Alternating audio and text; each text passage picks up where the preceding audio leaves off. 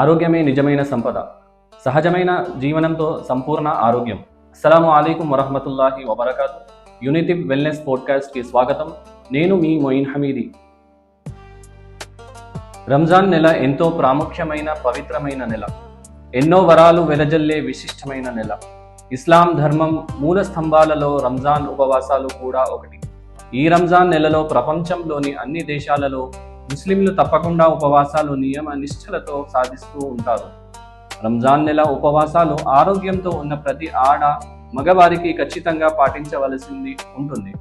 అలాగే వ్యాధిగ్రస్తులు, మతిస్థిమితం లేని వారు, ప్రయాణికులకు కొంత సడలింపు ఉంది. కానీ కొంతమంది వ్యాధిగ్రస్తులు కూడా రంజాన్ నెలలో ఉపవాసాలు పాటించాలనే కోరిక ఉంటుంది. ఉపవాసం అంటే కేవలం ఆహారం తీసుకోకపోవడం మాత్రమే కాదు. ఇది శరీరానికి విశ్రాంతి, మనస్సుకు నియంత్రణ మరియు జీవన శైలికి క్రమశిక్షణను నేర్పించే ఒక సాధనం.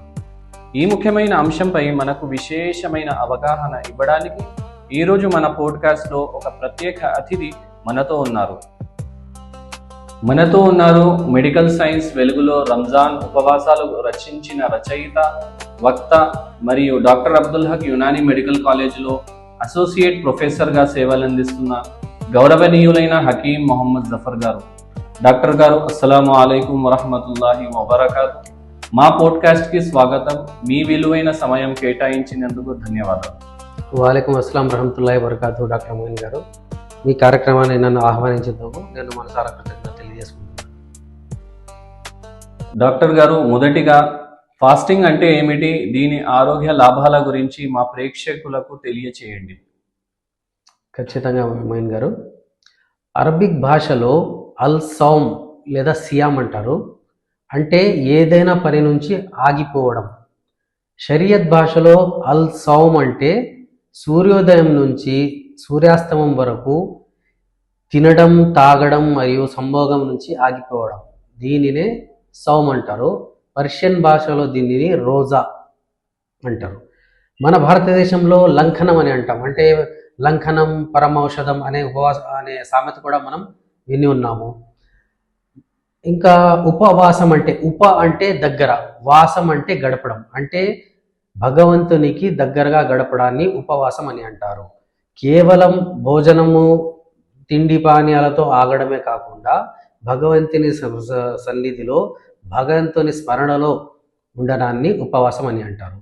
శాస్త్రీయంగా అంటే సైంటిఫికల్లీ మనము ఫాస్టింగ్ అంటే ఏమిటంటే నిర్దిష్ట కాలం వరకు, నిర్దిష్ట సమయం వరకు మనకు నిర్దేశించిన ఆహారాన్ని మనము నిర్దేశకపూర్వకంగా తీసుకోకపోవడం. అంటే వాలంటరీలీ మనము ఏదైనా ఆహారం నుంచి పర్టికులర్ టైం పీరియడ్లో మనం ఆహారం తీసుకోకపోవడాన్ని ఫాస్టింగ్ అని అంటాము. ఫాస్టింగ్ అనేవి పలు విధాలుగా ఉన్నాయి. Spiritual fasting, religious fasting, medicinal fasting, ఇలా చాలా ఈ మధ్య కాలంలో నడుస్తున్నాయి.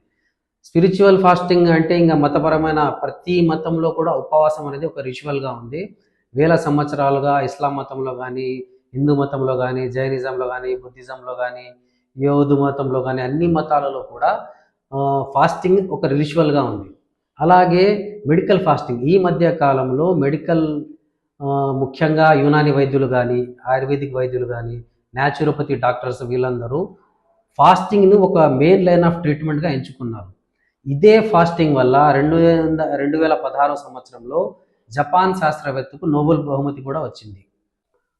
ఉపవాసాల వల్ల మనందరికీ తెలియజేసే అంటే మనకు కనబడే ముఖ్య లాభం వచ్చి పొట్టకు విశ్రాంతి, డైజెస్టివ్ రెస్ట్ అంటారు. ఉపవాసాల వల్ల మనకు అతిగా తినడం, సరైన పదార్థాలు తీసుకోకపోవడం, కడుపు, కాలేయానికి సంబంధించిన అనేక మంది వ్యాధులకు ఈ మధ్య కాలంలో గురవుతున్నారు. దీనికి మెయిన్ కారణం వచ్చి ఎప్పుడు పడితే అప్పుడు తినడం కానీ, ఏవి పడితే అవి తినడం కానీ, టైంకు సరిగా తినకపోవడం, ఇవన్నీ చేయడం వల్ల ఈ మధ్య కాలంలో గత 20-30 సంవత్సరాలుగా అనేక మంది అనేక వ్యాధుల బారిన పడుతున్నారు. ఈ రంజాన్ ఉపవాసాల వల్ల మనకు మొట్టమొదటిగా కలిగే ప్రయోజనం, మనకు పొట్టకు విశ్రాంతి దొరుకుతుంది. జీర్ణ వ్యవస్థకు రెస్ట్. ఈ జీర్ణ వ్యవస్థకు రెస్ట్ దొరకడం వల్ల కడుపు అనేది సెల్ఫ్ హీలింగ్ స్టార్ట్ అవుతుంది. సెల్ఫ్ హీలింగ్ అంటే తనకు తాను అది సంరక్షణ చేసుకుంటుంది.